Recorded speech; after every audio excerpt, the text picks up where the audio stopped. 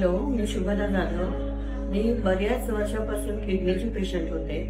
मला सगळ्या डॉक्टरनी ॲलोपॅथीच्या सांगितलं होतं की तुम्हाला डायलिसिस करणं गरजेचं आहे. 2दा त्यांनी डायलिसिस पण केलं होतं, पण माझं क्रियाट काही कमी होत नव्हतं. सरासरी औषध चालू केल्यापासून 10 महिन्यात माझं क्रियाट स्टेबल झालं आणि नंतर हळूहळू रिड्यूस व्हायला लागलं. त्यामुळे मला सरांच्या औषधांनी खूप गुण आला आणि आता कुणीही कितीही सांगितलं की तुम्हाला डायलिसिस करावं लागेल तर मी ते ऐकत नाही.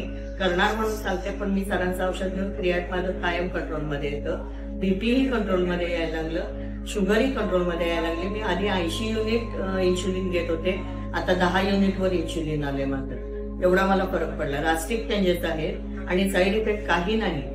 मी खूप आता हॅप्पी आहे ह्यांच्या औषधांनी.